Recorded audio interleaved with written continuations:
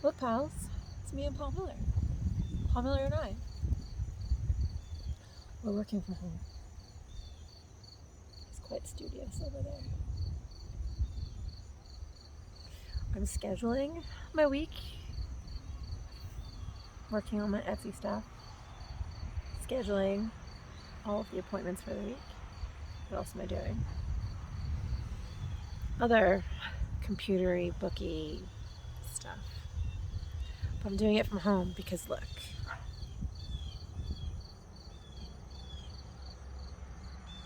That's beautiful, right?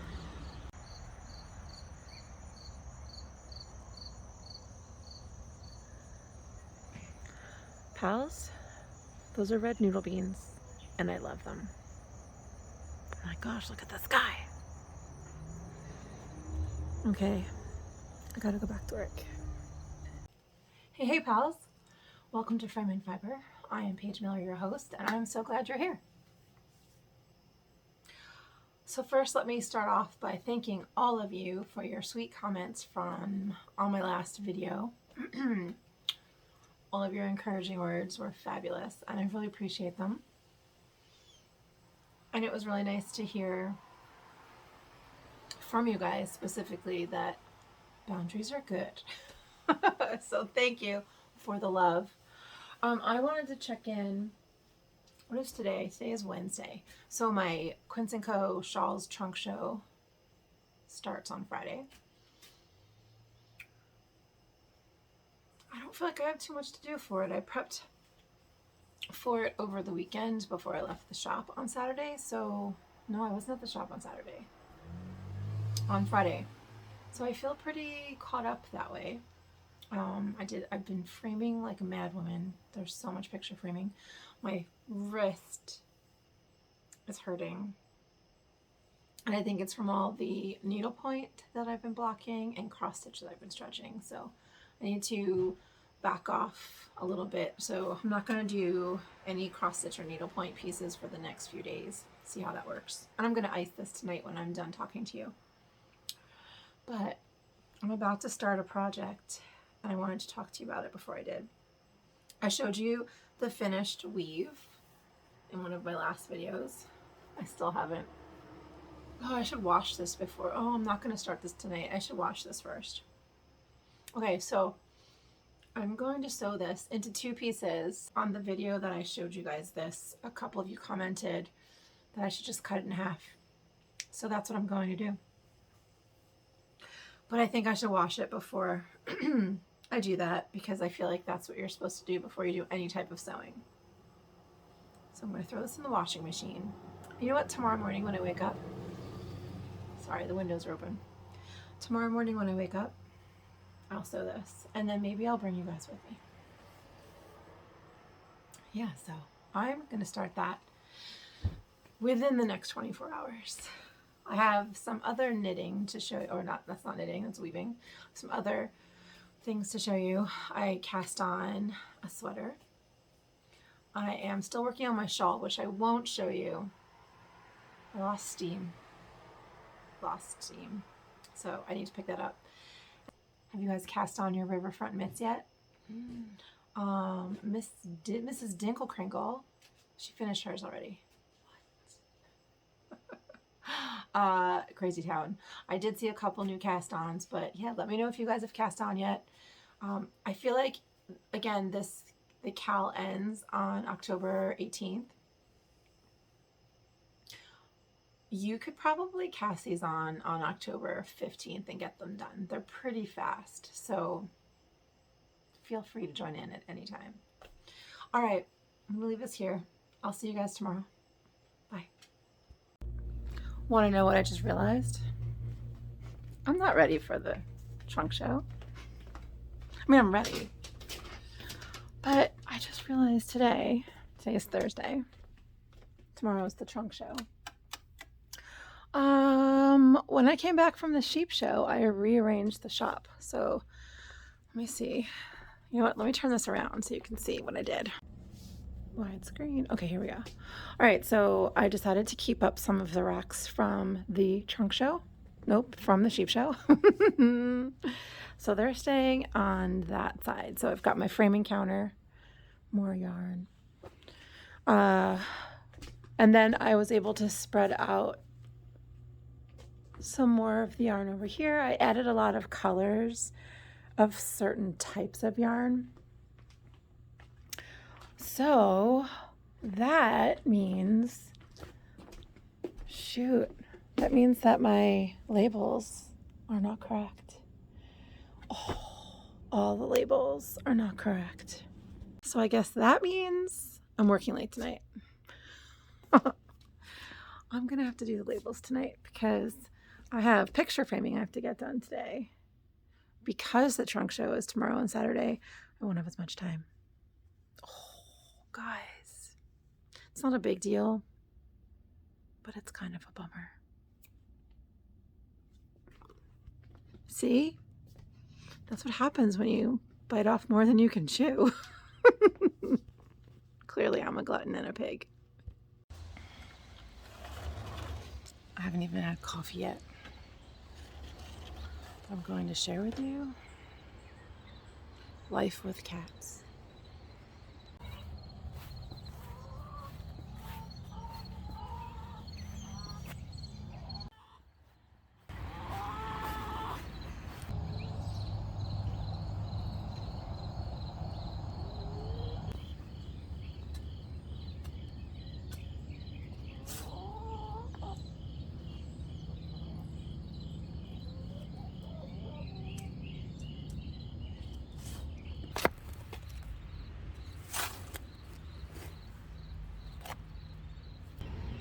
Oh shit, are you alive still? Oh crap. Did you just die? You did, right? Your whole body just relaxed because you're dead.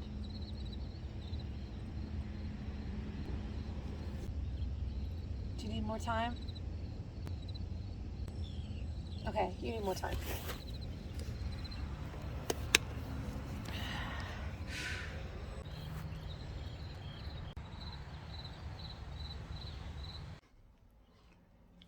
So, I'm in the chair. I think it's time for real talk.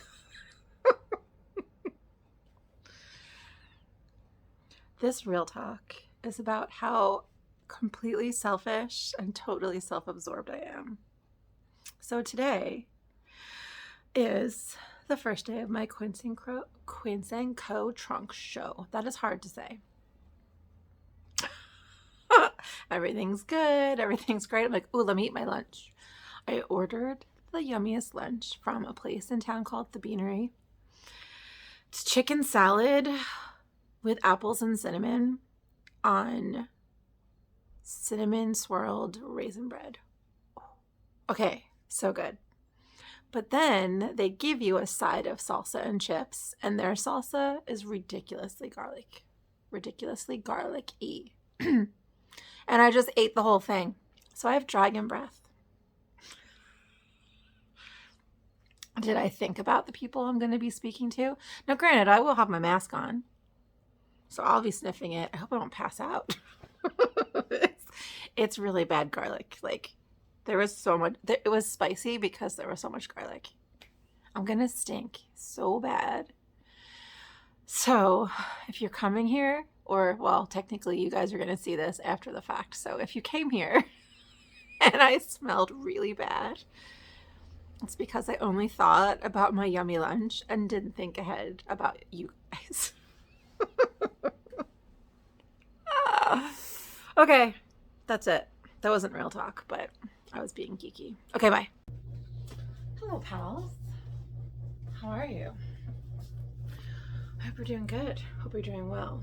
Whatever. I speak good English. Anyway, can I show you my hair? Can you see it? Maybe it's better this way. In the light. Look. Do you see what I did? I spun my hair. I S-twisted 2 strands and then I Z-twisted. I've got 2-ply braids today. So I guess I should preface that by saying to all of you fiber people, you'll know what I'm talking about. But non-fiber people will be like, what? What is happening? That's how you make yarn. You twist and you spin. So why am I saying that? So this week I learned that I have had a lot of new followers on YouTube. Thank you so much. And that a lot of my new followers on YouTube aren't necessarily fiber artists. I guess my picture framing is winning out. I really appreciate all the interest in the picture framing side of my business. Yeah, sometimes to me it feels a little bit not interesting because it's, it's my job. So I have no idea what you guys want to see. So thank you for that. So today is Saturday and I am here getting the shop cleaned up. I have to put all those chairs back from last night's knit night and then getting it all presentable for the rest of the Quince Co trunk show for today. I hope you guys know I was about to invite you to join me tonight virtually, but I can't because you're going to see this well after the fact. So tonight is the virtual Zoom trunk show. So I do hope I get to see some people there. If you were there, hi, thank you for coming. I have to put some more kits together. A couple of my girls last night had asked me if I advertised this and I hadn't, so I'm thinking maybe I should. So for the Quince Co trunk show, although this doesn't make sense. No, you know what? All right, I'm going to tell you guys what I'm doing, but you can't participate because this is after the fact. So for the show, I am featuring my friend Paula's project, or pattern, I should say, Piper's Journey. Paula passed away from ovarian cancer, and I am donating the sales of the pattern and the yarn. So if someone buys one or the other or both, I'm going to be donating that sale to, I always forget the doctor's name, but it's to Ovarian Cancer Research Lab at Washington University in Paula's memory. So I was really excited yesterday that several of my, I guess, visitors and pals bought some kits. So yay. Gosh, I'm just so eloquent, aren't I? All right, let me get to cleaning this place up and setting up for the day. It's finished object time. There's a finished object. I just feel like Marsh saying that. It's podcast day. It's podcast day. It's finished object time. Actually, it's finally finished object time, or fully finished object time. Guys, remember my weaving that I finished? I actually finished it. I finished finishing it. Okay. Thank you for your suggestions on how to work with this. I cut it into 2 pieces. Thank you. And I seamed it. There's my seam. Actually, I kind of like the way it looks. I don't know. It's just fun. And so I was going to leave it there. My friend Sharon, Seashore Sharon, gave me a ton of scrap fabric because I don't have a fabric stash that I was going to piecemeal together and make a backer for this to hide my seams and my raw edges. I did zigzag this, and I actually zigzagged it. Well, you can't really see it. I zigzagged the whole edge and then I zigzagged it again. That might be overkill. Let me know what you think. This is very loosely woven. I think you can see through it. Yeah, you can see. You can definitely see through it. So I was just nervous that I wasn't going to secure it. So I zigzagged it once and then twice. I sewed the edges and then I sewed the seam together, or the 2 pieces together, I should say. And I'm looking at it and I'm thinking, it's a square and that's fine, but it's a little too small of a square to be a blanket. I mean, I guess it could have just been like a drape over. It could have been a triangle shawl. Well, whatever.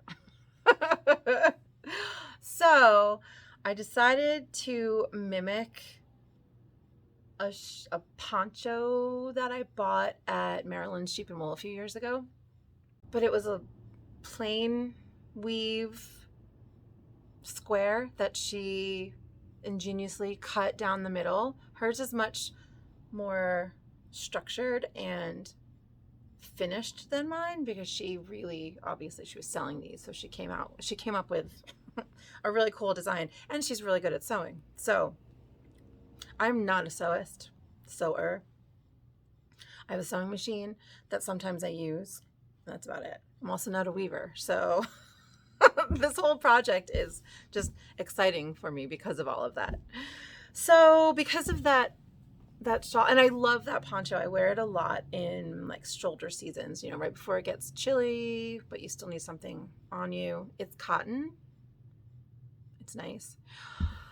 So I did that with this. So let me show you the poncho. There's my cutout.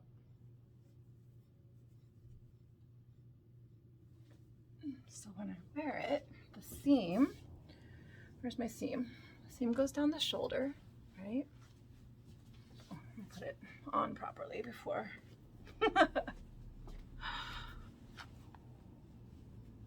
So there she is. My blanket is finished. It's complete. I'm way happier with this than I expected to be. Like, when I made the mistake in the weaving and was just finishing it because it's just good to finish things. Just sometimes when you make a huge mistake or a project, or you just don't like the project, but you're just going to persevere to get it finished, you kind of learn a lot because you're not trying to make an end result. You're just finishing the project, right? But I'm glad I persevered because look, I have a blanket. I finished it last night and I was in my PJs and the windows were all open in the house, so it was pretty chilly. And I ended up wearing it for the rest of the evening and I was super toasty. So let's see. Is there anything else I want to tell you about this? Let me lower that even more. Even more. Okay. So there she is. Let me put it on so you can actually. So the one that I told you I bought at, I keep wanting to say NJ Sheep and Wool. I never get the events right when I'm talking to you. When I bought the one at Maryland, I wear it all the time and I've always wanted to recreate it. In fact, when I bought it, I was with Liz and Leanne of Cocktail Hour at the Coop, and Leanne bought one as well. And we kept studying it thinking, oh my gosh, we weave. Well, Liz weaves. Leanne sews. Like, we can figure this out. And then, you don't do it until you make a mistake like I did. And then suddenly your mistake turns into a finished object that you love. So what can I tell you about it? It is a plain weave. I'm not a weaver. I'm not a sewer, and you probably want to see my face rather than my neck. Yeah, so I do them, but I'm not proficient. Like I would never, I'm still learning. Let's put it that way.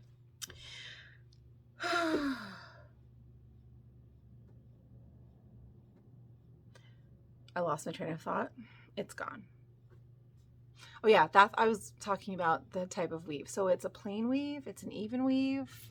It's definitely plain weave, right? Because I just warp and weft and went back and forth, and that is it. The yarns that I used were all superwash bases. Some had cashmere, some did not. All of them have nylon. So when I warped it, the nylon was strong enough to keep the warp from sagging. Like I said, I did make my big old mistake When I was weaving, I wasn't in love with it. I didn't think it was going to be anything I wanted.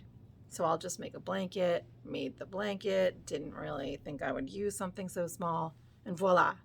Cut a hole in it or a slice in it, folded back the slices, sewed it up, I'm done.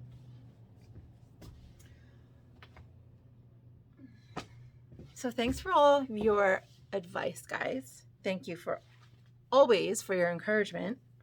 And I'm really happy with it. Yay! Oh, okay. So maybe it's not a totally finally finished object. I have to cut these little ends. Whatevs. It's finished. I'm going to wear it tomorrow to Arrow Acres if it's cool enough. It is wool, so I'm pretty warm in it. So what did I learn? Did I already say this? That finishing an object is a good deal, is a good plan, even when you hate it, because you still learn. No matter what, even if you trash the project, you still learn something. You persevered, which means you didn't lose, you won. And sometimes you can end up with something you really like. All right. Thank you for coming out to the trunk show over the weekend. I really appreciate everyone who came out to see the show and to make some purchases. I also want to thank all of you who sent me notes of encouragement. That's great too. Thank you so much. And then also thank you to those of you who remembered I had a trunk show who don't live anywhere near me and went to my Etsy shop over the weekend and bought some things. So thank you guys. It's really cool. Thank you. Oh my goodness. I hope that sounds sincere and not contrived, because I mean it. I mean it. Trunk show was great. I think we need to say nothing more about it. I can be done talking about it. Although I do want to knit a couple of the shawls that I saw in person. It is interesting how things do look different when you see them in person. Okay, next. I'd like to show you a work in progress. I started a sweater. I keep saying it's a sweater, but it's not. It's a vest. I turn it right side out. I'm knitting it inside out so I don't have to purl as much. And, well, let me show it to you and I'll explain. Okay, so this is my sweater. This is the front. Oh, and then the side, and then the back and the other side are the repeat. It is called the Massaman sweater by Elizabeth Smith. I'll put some pictures here. It is a vest, but what's cool, and I'm hoping I'm showing you pictures at this point, that the vest is knit from the bottom up, and then there's a cowl neck. But the cowl neck is not part of the sweater. It's just a cowl. How smart is that? Look at this picture. I may have showed it to you already, but I'm going to show it to you again. How cool. It looks like this lovely cowl neck vest. Couldn't think of the word. But you can take it off if it's too warm. I just think it's so cool. I can take it off and wear it over a dress with a collar, or I can put it over a long sleeve t-shirt. I think I'm going to get a lot of use out of this. And I made it a color that I don't typically wear. Which you might be like, oh, so maybe you won't get a lot of use out of it. But I have a lot of brown things. I don't know, I feel like I just got a dress from Pine & Smith that has this color in it. I feel like it's a versatile brown. Isn't it pretty? The texture is so lovely. It's a fun knit, and I am, like I said, I'm knitting it inside out, which is not the way the pattern calls for. It's not how the pattern asks you to knit it. I'm doing that because when you knit it inside out, you can really see, that's my join right there. You can really see where your different stitches are. And so I feel like just for knitting quickly without having to really look, I like being able to see that knit stitch in between all the purls.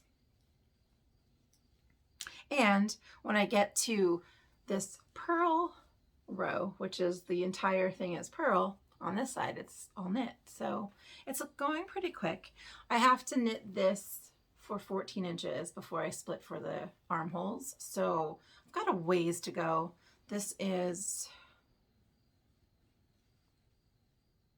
right, so it's almost my whole hand.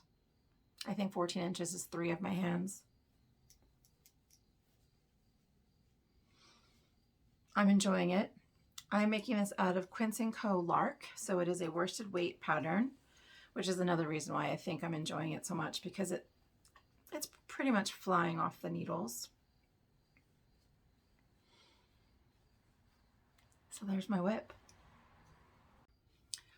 On the garden front, my garden is slowing down. This weekend I ripped out tomato plants.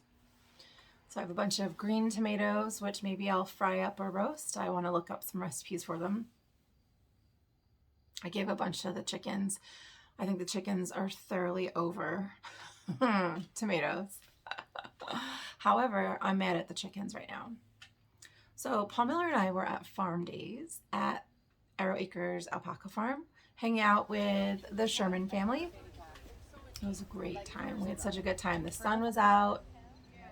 It was breezy. It was definitely chilly. You needed to have some, either like a sweatshirt on or some hand knits, which we all had.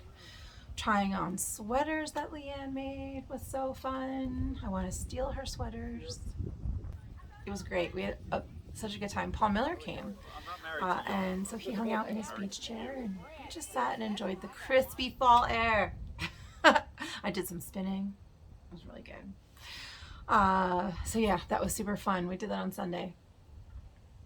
Back to the garden though, the chickens. So while we were at farm days, it was a windy day, and I had set up our movable fence so that the chickens could have their chicken yard, but then also they could come out and, you know, eat some grass and eat the weeds and clovers. Well, the wind blew part of the fence over. Not a lot, but Blue and Buffy are bad chickens, and they are mischievous chickens, and they decided, oh cool, this is a good spot for us to escape and go outside into the rest of the yard. And Rocket followed them. So those 3 chickens were outside of their contained area. And I'm assuming they were out for hours because there was evidence of them having a good old time all around the yard. I didn't check my neighbors' yards yet. I hope they didn't make it into my neighbors' yards, but whatever. They could have been hawk food, and they weren't, so they're very lucky. But the little scumbags, yes, that's what they are, destroyed all of my baby plants. So my fall garden is at 20% capacity at this point because of chickens. They destroyed my cabbage. They destroyed my broccoli. Like, they pulled up all of my little Swiss chard seedlings, some of my collards, lettuces they destroyed too, but that doesn't upset me so bad because it's lettuce and I'm going to be growing that probably for the next month or 2. So, but still, my garden, whatever, I'm fine. It's fine. I can just start prepping that soil for next year earlier.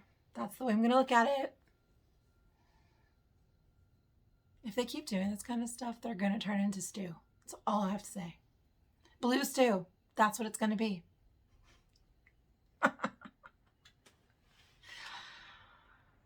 Yeah. Oh, I've been canning. Well, no, I haven't been canning. I've been freezing. I've been making sauce from the yard once a week. I put it on Instagram. Basically, it's just a yard sauce. I called it my use 'em up sauce because it's basically whatever comes out of the garden that week that I didn't use in other recipes. Getting roasted, getting blended, getting frozen. So I have lots of quarts of frozen sauce in the freezer. I have been dehydrating herbs like a mad woman. I need another dehydrator.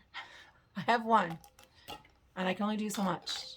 And I have more herbs than space for the dehydrator. But what's so nice is my pantry's getting full. Oh, and I also have, so green beans. Did you know that green beans grow kidney beans? I don't know why I didn't realize that. It's the same thing when people are like, wait, are roosters chickens? Like, you know, you don't think about it, so why would you? Yes, I never thought about the beans. So I have a massive amount of, well, let's take that back. Not massive amounts. Next year, I will have massive amounts of beans. This year, I had a ton of beans. And I'm letting all of them on the vines dry out. And I'm collecting all of my beans for chili this year. And I already have a pound of beans. All right, so you're like, what's the big deal? Like a pound of beans costs like $1.20 at the store. That's true. But it's fun. And I like that I'm growing them. So next year I want a bean forest. I can't believe how easy beans are to grow. I do like them fresh, but I prefer them dried. Unless you guys have other uses for fresh beans that you want to share with me, I'm going to dry them most of the time. So yeah, tomatoes are done. Tomatillos are definitely done. Beans are still going. Anything else out there? No, I pretty much pulled everything. I didn't plant any winter squashes, which next year we will remedy that as well. So anyway, that's it. I just wanted to fill you in, kind of close up this video for the week, and thanks for being here. Thank you guys for your notes too, by the way, about really enjoying the new way that I'm taping. I'm such an old lady. The way I'm editing and doing up my channel. It's pretty fun for me, and I'm glad you guys are enjoying it. So I guess I'll see you next week. All right. Take care. Bye.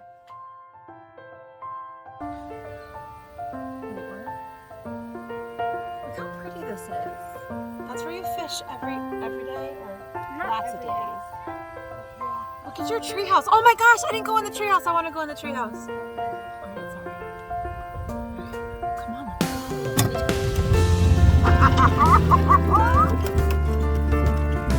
We'll go see the. Whoa, look at the garden.